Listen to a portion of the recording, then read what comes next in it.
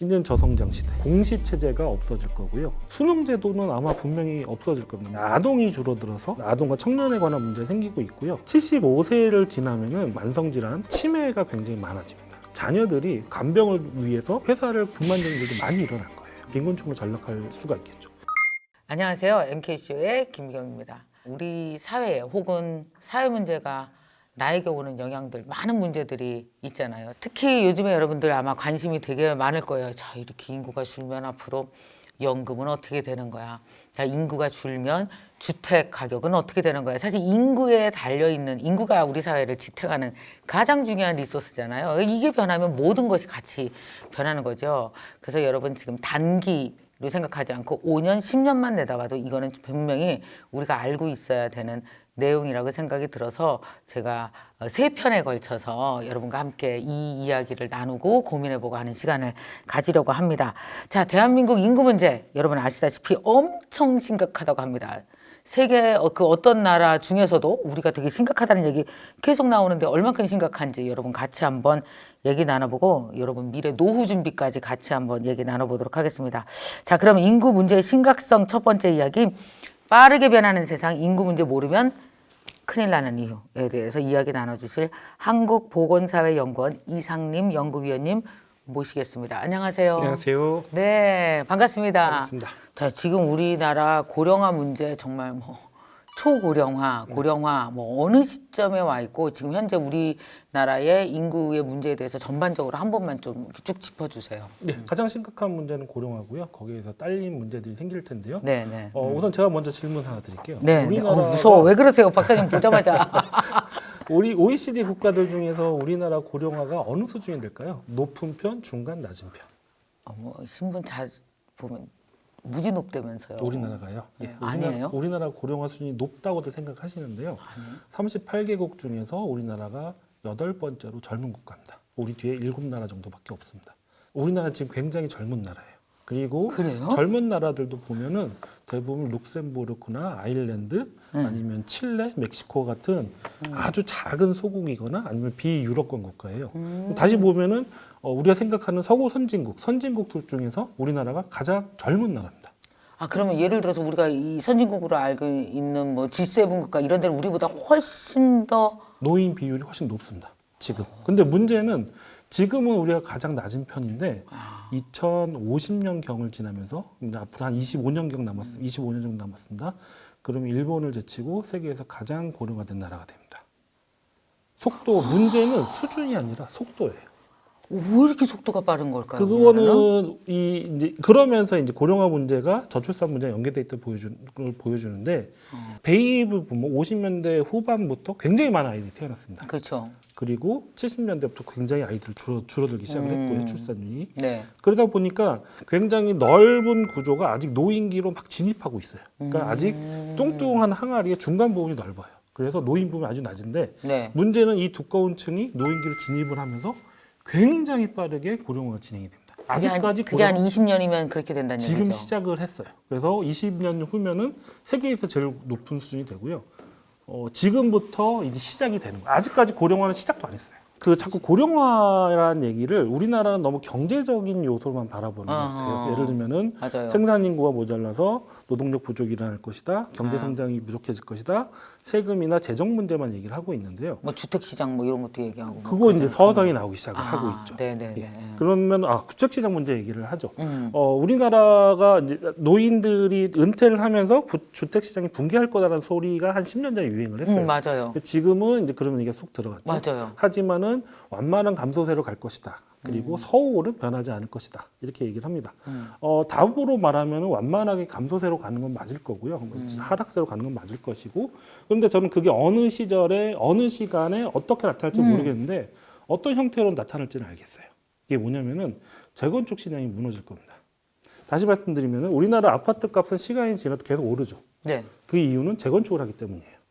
그렇죠. 근데 재건축을 하는 게 뭐냐면은 100가구가 살고 있는 집을 허물고 150가구를 살게 하는 거예요. 그렇죠. 그러면서 그 50채의 새로운 비용으로 복잡한 재산계도 청산하고 건축 비용을 만드는 겁니다. 맞아요. 근데 더 올 사람이 없는 지역들, 인구가 감소하는 지역이 되면 재건축이 힘들어지겠죠. 그렇겠죠. 그럴 이유가 없으니까 더 많이 그러면은 있지. 아파트가 굉장히 감가상각이 되고 특히 주변부에 있는 아파트들은 슬럼화가 될 가능성이 되게 커요.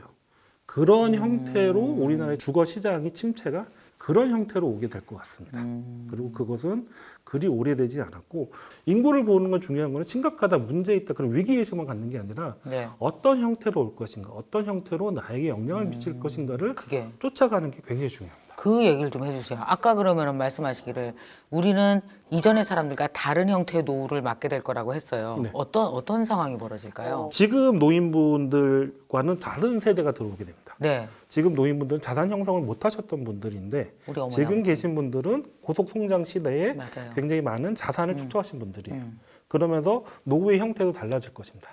그리고 가족 형태에도 굉장히 크게 영향을 미칠 텐데요. 예를 들면은 옛날에는 자녀들이 많았단 말이에요. 네. 그리고 노인분 부모님 자산이 없었고, 근데 지금 자녀가 한 자녀예요. 그리고 부모들은 자산이 있어요. 그러면 두 가구의 모든 자산이 한 가구에 몰리게 되겠죠. 딸과 아들에게. 그렇게 되면서 가족의 자산 이정을 통한 격차도 굉장히 커져요. 사회적인 격차도 되게 커지고 또 한편으로 어려운 지역을 보면은 어려운 모습을 보면은 지금 노인분 대비부모대 노인계 진입하기 시작을 했는데 75세를 지나면은 치매가 굉장히 많아집니다. 그리고 만성 질환, 질환성 질환이 되게 심해지고 간병이 필요해집니다. 근데 그 간병을 지금 우리의 요양보험 체계로는 감당을 못해요. 특히 치매 같은 경우는 그렇습니다. 그러면 그거를 위해서 자녀들이 회사를 그만두고 간병 휴직, 이 일을 그만두고 간병을 위해서 그만두는 일도 많이 일어날 거예요. 그럼 미래에 굉장히 심각한 일이 될 겁니다. 노동력이 부족한 시대에 그러한 인력들이 빠져나가는 것, 그것도 심각한 문제가 될 것이고 또 그 가구는 가구대로 벌이가 없어지니까 빈곤층으로 전락할 수가 있겠죠. 실제로 일본이 그렇습니다. 그러네. 네. 그래서 빈곤층을 오히려 전락해서 그런 기초 수급을 받고 그다음에 부모님의 연금과 결합을 해서 그렇게 근근히 살아가는 아이고. 형태가 굉장히 많습니다. 그리고 우리나라에도 그런 게 일어날 확률이 굉장히 높습니다. 또 다른 변화 중에 하나가 지금 노인분들 돌아가시면 화장을 대부분 하잖아요. 네. 노인분들이 지금 사망 숫자가 계속 늘어나는데요. 그건 노인분이 많아져서 그래요.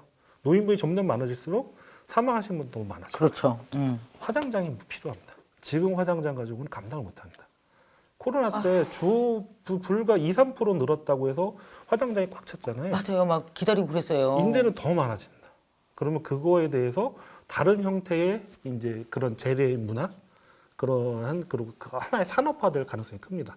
이러한 인생의 막바지를 정리하는 게 토탈 패키지로 지금 상조의 형태만 있는데 이런 게 모든 건 유산 분배까지 금융까지 결합되는 형태로 새로운 모습도 드러날 것이고 그것은 우리 생활 삶을 많이 바꾸게 할 거예요. 조금만 들었는데 5분도 안 되는 것 같은데 인구 문제가 가져올 개인에게 미치는 영향이 저는 뭐가 있을까 우리가 아직 너무 멀게 생각했는데 바로 저의 미래네요. 다 이런 걸 준비하고 알고 있어야 되겠네요. 굉장히 전 분야에 영향을 미칠 그러네요, 거예요. 근데 정말. 문제는 이제 균일하게 미치지는 않는데 제일 먼저 미칠 영향은 교육입니다. 이미 드러나기 시작을 했죠. 왜냐하면 교육은 굉장히 젊은 사람을 배상을 하기 때문에 맞아요. 젊은 사람이 줄었기 때문에 먼저 그 파급이 닥치는데요. 그래서 지방대 문제가 생기고요. 이게 보통 25세, 30세 이하의 그 영향을 미치는 분야잖아요. 어린 교육이. 부부터 올라오기 시작합니다. 그렇죠. 지금 가장 큰 문제는 대학 교육의 문제에서 우리나라는 이제 교육하면 이제 입시 제도잖아요. 그렇죠. 수능 제도는 아마 분명히 없어질 겁니다. 멀지 않은 시대에. 왜요? 왜냐하면은 이러한 모든 학생들 한 줄로 쭉 세워서 순서를 매기는 형태의 평가는 하려면 두 가지 전제가 필요해요. 하나는 들어가는 정원보다 학생이 더 많아야 돼요. 그렇죠. 그렇게 줄을 세우죠. 그러니까 맞아요. 지금은 역전이 됐죠. 앞으로 더 심해질 거예요. 그렇기 때문에 그 의미가 없고 두 번째는 줄을 쓴다는 의미는 굉장히 좀 일정한 간격의 어떤 격차와 경쟁이 형성이 된다는 그래야 거예요. 되는 거죠. 근데 지금 지방과 서울, 수도권, 네. 그 강남과 비강남 격차가 너무 크거든요. 그러니까 교육 여건의 격차도 크고 교육 환경의 격차도 크고 학력의 격차도 큽니다. 네. 그렇기 때문에 한 줄로 세우는 형태의 입시는 더 이상 작동할 이유가 별로 없어요. 물론 앞단에 소득권에 있는 상위권 대학을 위한 경쟁은 필요하겠지만은 그걸 위해서 수능 체제를 유지할 필요는 없는 거죠. 그리고 수능 체계가 이렇게 한 줄로씩 문제 잘 푸는 사람을 줄 세우는 형태의 입시 제도가 더 이상 유효하지도 않아요. 이제 과학 기술. 이게 한 언제 얼마나 미래일까요? 얼마나 미래일까요? 그 작년에 강남의 대치동 유명한 그 1타 강사 선생님이 7, 8년 안에 붕괴될 것이다라고 은퇴를 선언하셨다고 하더라고요. 아마 그 시점과 인구 그림도 약간 비슷해져요. 그래서 입시 제도도 바뀔 것이고 대학에서는 그러면은 옛날처럼 우수한 문제 잘 푸는 우수한 사람을 뽑는 것보다는 자기 회사에 자기 학과에 더 적절한 학생을 뽑으려고 할 거예요. 그렇죠. 그러면 다음 문제는 뭐냐면 이제 기업에서 사람을 뽑을 때 옛날처럼 성장 시대에는 한 방에 우르르 나오는 학생들을 빨리 우수 인재를 채취하려고 서로 경쟁을 했는데 이제는 저성장 시대. 그렇죠. 그리고 사회가 사람이 굉장히 복잡해지잖아요. 복잡해졌죠. 그러면서 기업도 더 적절한 인재를 뽑는 형태로 바뀔 거예요.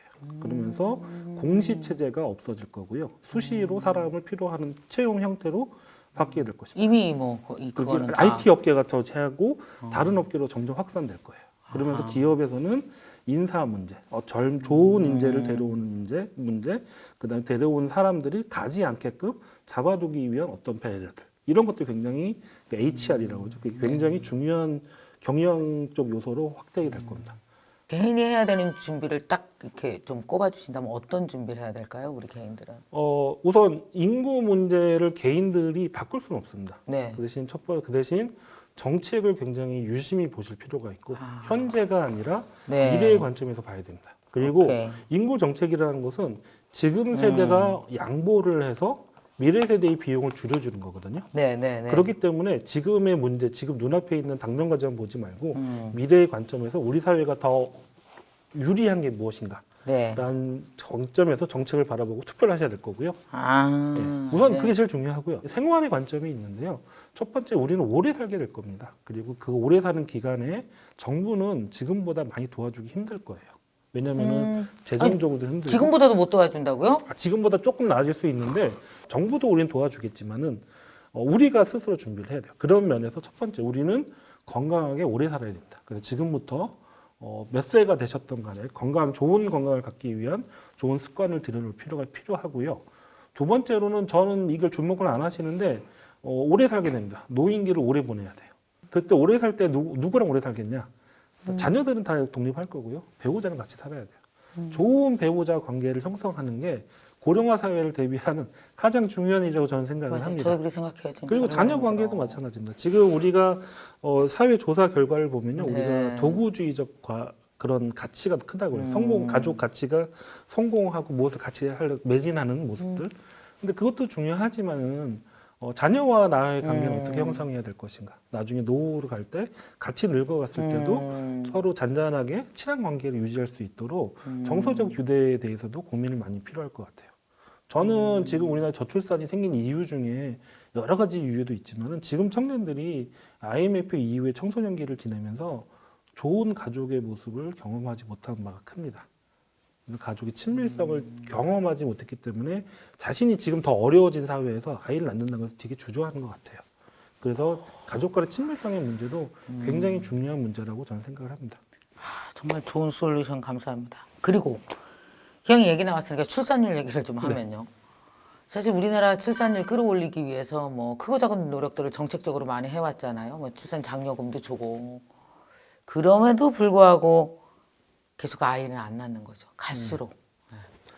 두 가지 말씀을 드려야 되겠는데요. 첫 네. 번째는 우리가 200조를 들였다, 굉장히 큰 돈을 들였다 하는데 꼭 그렇지는 않습니다. 예를 들어서 아이의 예방접종을 지금 정부에서 많이 지원을 해주잖아요.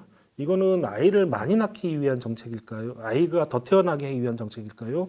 아이의 건강을 위한 정책일까요? 아이 건강이겠죠. 그런데 저출산 예산이 포함됩니다.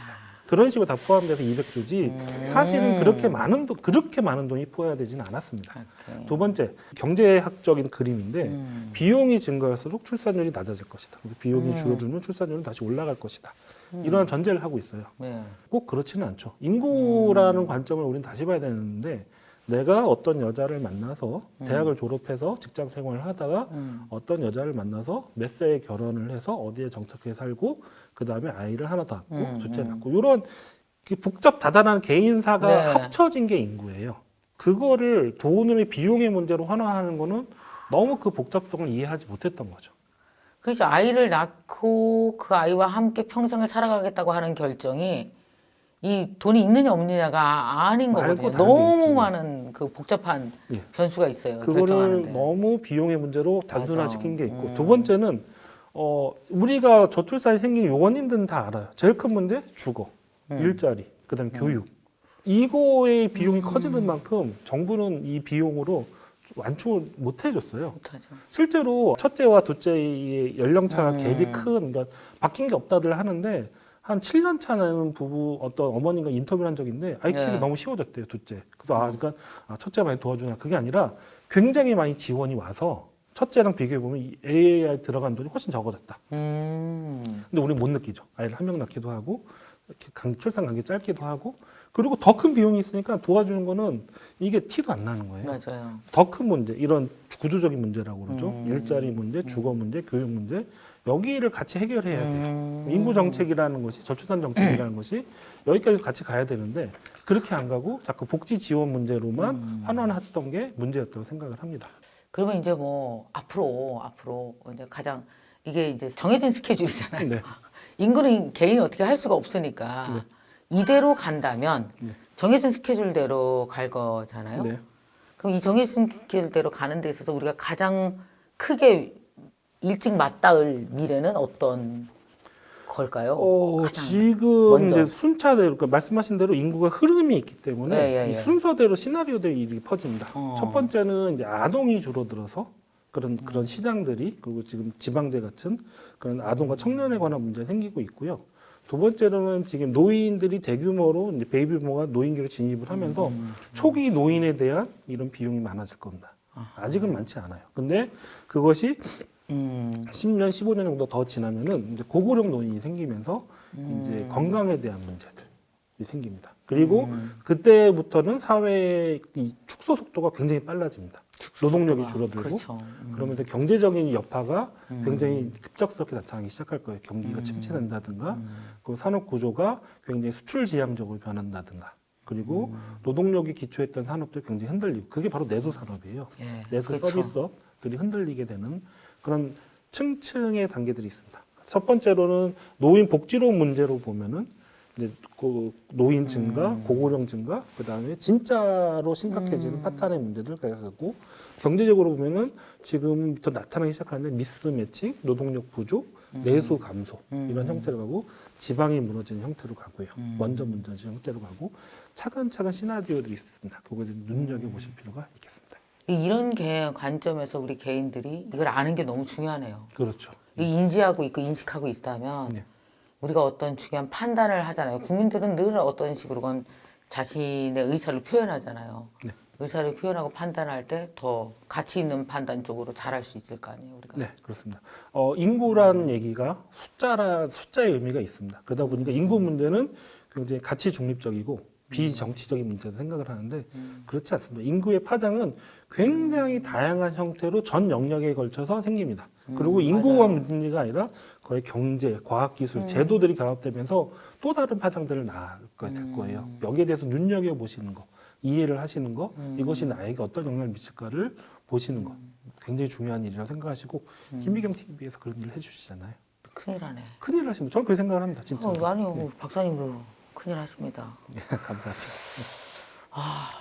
자, 이 말씀을 들으다 보니까 사실 저도 오늘 이상님 박사님을 만나기 전에 이제 과거에 이제 책을 조금 읽고 뭐 전에 조영태 교수님 오셔서 말씀을 듣고 뭐 이런 것도 있었지만 실제로 우리 앞에 다가오는 인구에 관련된 인구로부터 파장된 미래는 생각보다 되게 빨리 오고 있고 그리고 그 범위가 엄청 크고 그리고 이거는 정말 인구에 관련된 건 정말 나와 너무나 관련이 있다라는 생각이 딱 드는데 아마 여러분들이 이걸 들으시면서 아마 그런 생각 하셨을 것 같아요. 이거 몰랐는데 이거 관심 있게 봐야 되겠는 걸 오늘 이 인지를 할 수 있었다는 건 나한테 앞으로 중요한 판단을 할 때마다 내가 사업적 판단이건 뭐 하다못해 집에 대한 판단이건 미래 투자에 대한 판단이건 앞으로 내가 노후에 어떻게 살아야 될까라고 고민을 하셨건 정말 중요한 판단들이 다 들어있는 것 같아요. 요번 한 번으로 끝나지 않습니다. 저희 이상님 박사님 모시고 말씀 나눴고 다음에 또 다른 전문가분을 뵙고 말씀을 나누면서 인구로부터 우리의 미래를 어떻게 설계해야 될지에 대해서 여러분과 계속 더 얘기 나누도록 하겠습니다. 자, 교수님 오늘 너무나 감사합니다. 재밌었어요. 이야기 근데 왜 이렇게 얘기를 잘하세요? 무슨 옛날 얘기 듣는 것처럼 이렇게 싹 빠져들여. 감사합니다. 자신만만하시죠? 얼굴에 워낙 그건 아니고요. 네, 너무 재밌었어요. 인구를 하면서 많은 사람들을 만났어요. 그래서 많은 얘기를 들을 수 있었고요. 굉장히 다양한 형태로 진행되고 있구나. 사람들 네. 만나다 보니까 이분들에게 필요한 게 무엇인가를 좀 배운 것 같습니다. 너무너무 말씀을 딱딱한 얘기일 수도 있는데 이렇게 술술술술 풀어서 개인을 딱 설득하시는 걸 보고 제가 너무 감동했습니다. 최고. 너무 감사합니다. 자, 빠르게 변하는 세상 인구 문제 모르면 큰일 나는 이유 제목을 딱 말씀드렸을 때 들을만한가? 그러다가 들으시면서 쑥 빠져들어서 재밌다. 다음 편 기대되는데 하실 거예요. 역시 여러분 다음 편도 여러분과 관계된 이야기 여러분 귀를 쫑긋하고 들으실 수 있는 그런 정보 많이 갖고 오겠습니다. 여러분 다음 시간에 또 뵙도록 하고요. 오늘 이상님, 박사님 너무 고맙습니다. 감사합니다. 감사합니다. 네.